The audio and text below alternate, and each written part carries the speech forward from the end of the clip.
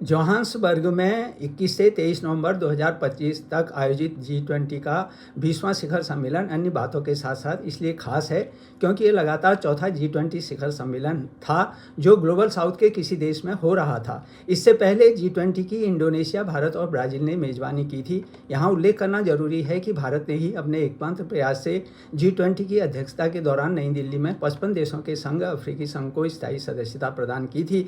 इसलिए पहली बार दक्षिण अफ्रीका में आयोजित यह शिखर सम्मेलन उभरते हुए ग्लोबल साउथ की बढ़ती शक्ति और प्रभाव का प्रतीक है। दक्षिण अफ्रीका ने इस वर्ष G20 की theme solidarity, equality and sustainability यानी एकजुटता, समानता और निरंतरता तय की थी और जिस पर अपनी वचनबद्धता व्यक्त करते हुए सभी सदस्य देशों ने विकसित राष्ट्रों के दबदबे और अमेरिकी दबाव का एकजुट होकर विरोध किया और वैश्विक आर्थिक व्यवस्था में अधिक न्याय संगत भूमिका की मांग की। इस बार G20 में अमेरिका अनुपस्थित रहा क्योंकि ट्रंप प्रशासन को वहां अफ्रीकानर्स के साथ कथित दुर्व्यवहार और दक्षिण अफ्रीका की नीतियों पर आपत्ति थी।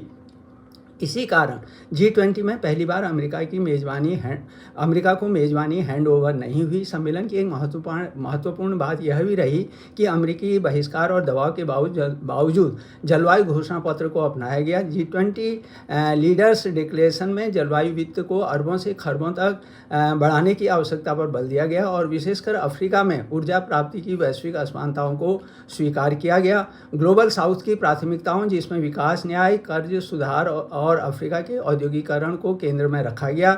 जलवायु वित्त, नवीकरणीय ऊर्जा को 3 गुना करने, आपदारोधी ढांचे और डिजिटल पब्लिक इंफ्रास्ट्रक्चर पर व्यापक सहमति बनने के साथ ही आतंकवाद की कड़ी निंदा, यूएनएससी में सुधार की मांग और महिलाओं तथा छोटे किसानों के सशक्तिकरण को विशेष महत्व दिया गया। प्रधानमंत्री नरेंद्र मोदी द्वारा प्रस्तावित 6 सूत्री एजेंडा इस सम्मेलन की सबसे प्रमुख उपलब्धि बनकर उभरा, जिसमें drug terror nexus, G20 global health care response team की स्थापना, G20 Africa skills multiplier initiative, global traditional knowledge repository, G20 open satellite data partnership तथा क्रिटिकल मिनरल्स सर्कुलरिटी इनिशिएटिव जो हैं इसमें शामिल हैं।